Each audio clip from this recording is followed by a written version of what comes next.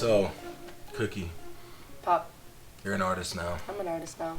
You're doing music. Mm-hmm. And I think a lot of people are like, yo, where did that come from?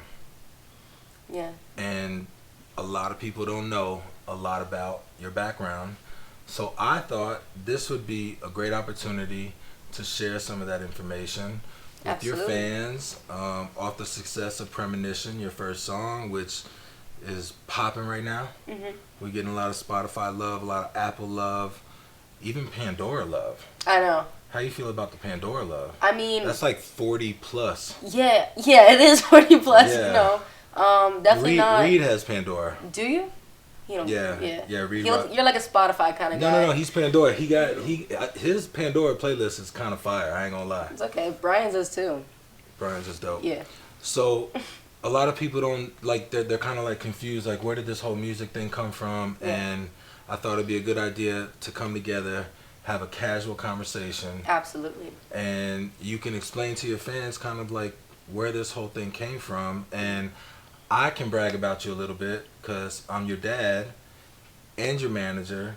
A lot of people don't know that, I came from the music industry and like 20 years. 20 years deep with the greatest of all time, Mm-hmm. Alicia Keys. Shout out to Alicia Keys. Auntie. And you just sucked me right back in to this I whole know. world. You were like, yo, I'm going to go be a boxing coach. And I was like, that's dope. What if you also came back into this world? Yeah.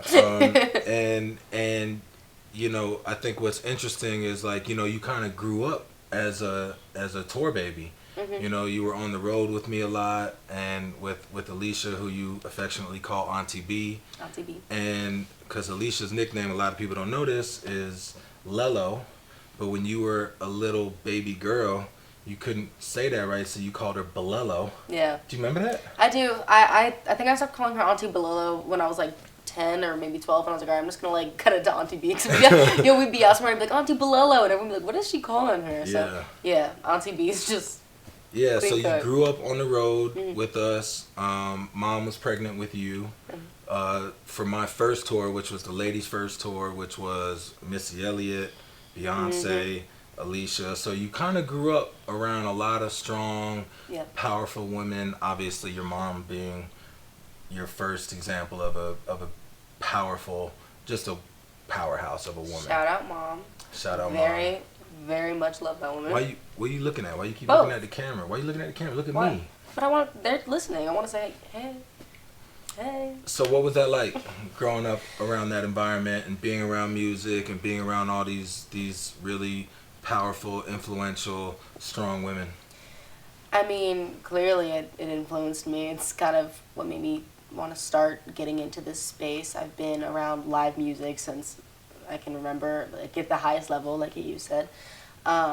Being around Auntie B recording and being in the studio or, being at shows and being backstage and seeing her just playing and having fun. Or on the stage. Or on the stage, yeah, me being like right there. Like, that was, I have so many memories of that, like when you shut down Times Square, because that was a moment for me. I was like, this is what I want to do. Yeah. I think that was actually like the moment where I was like, I'm gonna start writing songs. You did shut down Times Square. You did, and I was like, I still remember that. Like, that's crazy. My screensaver is that picture of me holding you when you're like, we're like all the lights are behind us and you were kind of in a bit of a fantasy land. That was a cool moment. That show was big. I remember I was younger at the time when you were managing Britney Spears' tour, Circus.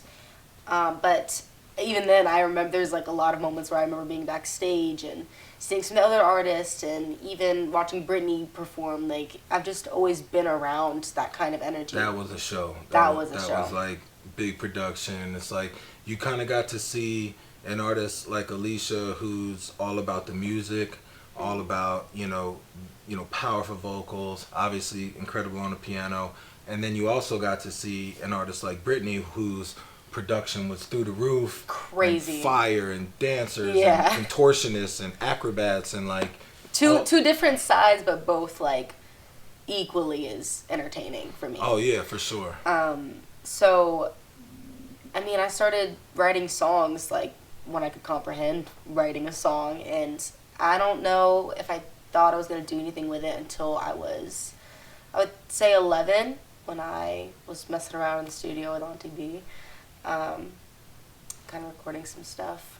I've had song journals and random pieces of paper, and whether it's on my iPad or my phone, like I've been writing songs since I can remember. But I really do think, going back to the shows, that was a pivotal moment for me. And that's a good point too, because I think a lot of artists, a lot of people out there don't know that you write all your own music. Yeah. And your pen is nice.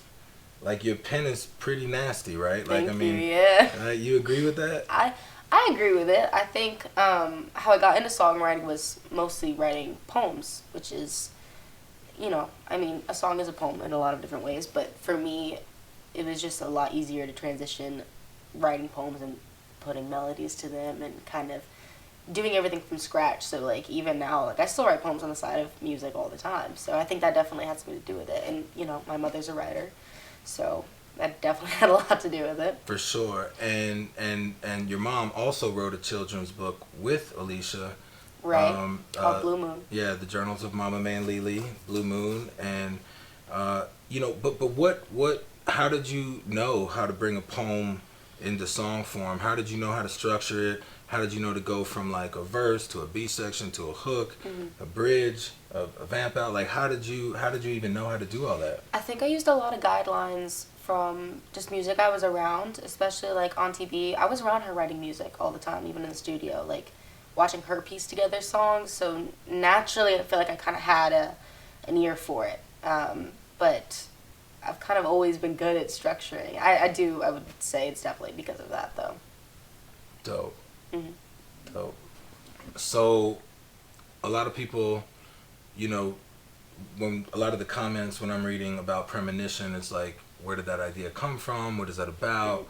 I remember when you came up to me, you're like, yo, Dad, you got any miles on Delta so I can go fly up to Uncle Favorite? By the way, Uncle Favorite, big shout out. My man Jermaine Paul is my best friend and one of the greatest male vocalists of all time. The greatest, yeah. He's the one singing on Diary with Alicia Keys, and he's the kind of guy that music just flows through him. He can play every instrument, and you hit him up on the side like, yo, Unc, can I go out to New York or Connecticut, and can I work with you on this song? You didn't even tell me what it was about. No. So tell me a little bit about how Premonition came about, what gave you the idea, what's the inspiration behind it, and working with Uncle Favorite. Yeah, so immediately I got serious about songwriting, and Premonition kind of came to me first by hearing the track before I even wrote the lyrics. Yeah, the track's dope. And Uncle Favorite was my first thought, because he has an ear for music, and he's one of those souls that just vibes with the kind of music, like, it doesn't matter what it is, he's into all kinds of music, and I think that's what I really appreciated about him. Yeah. I kind of was tapering into that dark pop world, and Uncle Favorite put me on to like rock. I know, that's why I was like, that would be, yeah. He's like one of them weird dudes that's like good at everything. He knows every genre of music and can sing it all, and he does. He's like a walking sing guy. Exactly. Yeah. So when Premonition, came to mind, that's very like dark pop, and he does listen to a lot of pop music, but he had told me that he hadn't really heard anything like that before, which was like really exciting for me, because he's been involved with music his whole life. So I flew up to Connecticut, and we actually didn't start with Premonition right away. We got in church. He was like, you're going to sing first. We're going to figure out your voice. We're going to find who you are as an artist in front of people. I had never sung in front of people before, like, ever. I mean, I don't know if it was I wasn't confident in my writing or my singing, but I had never done it before. So when I got on that plane to go to Connecticut, I kind of had to check in with myself, and I was like, I'm going out here to do this for real.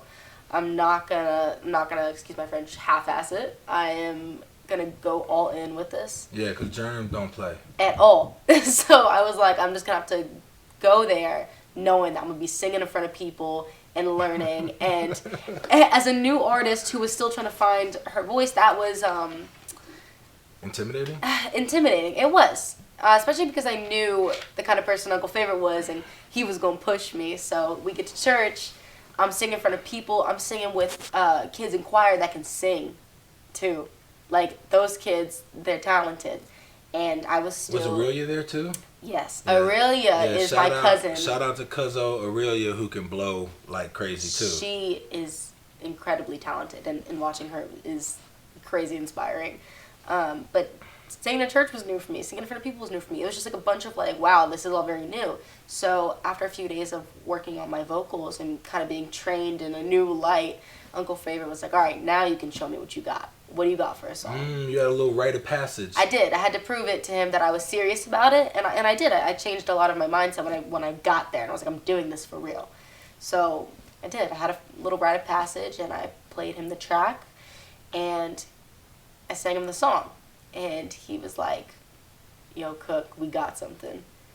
And right when he said that, yeah, I was he called me and said the same thing. It was crazy because I had felt it. I was like, this song is like really special to me. Like, it basically wrote itself. I heard the song and premonition was the first word that came to mind. And it's crazy because premonition wasn't in my vocabulary. Like, it wasn't... Yeah, it's not a word you use all the time. I did it. You know what? I didn't even know what it meant. I had to look it up. That was the crazy part. No, I'm serious. Like, I literally had to look the word up. I heard the track, and I was like, premonition. Well, let me make sure yeah. I was like, what does premonition mean? Real quick before I put this in a song. Looked it up, and premonition is to have a gut feeling or a bad feeling about something. And I was like, that's deep. So it started writing itself, and the song was done within, like, 15 minutes, man. Like, wow. It was like I was in a flow state. Those like, are like completely. the best. Those are the best. Oh, the best. Yeah. When you try to overthink it so hard, like, songwriting is just not gonna happen for you. But if you just kind of are in that vibe, it's just like, it's literally limitless to what can happen. So where did the idea for premonition, where did like the inspirations behind it, like behind the lyrics, like where did that come from? Was that a personal experience?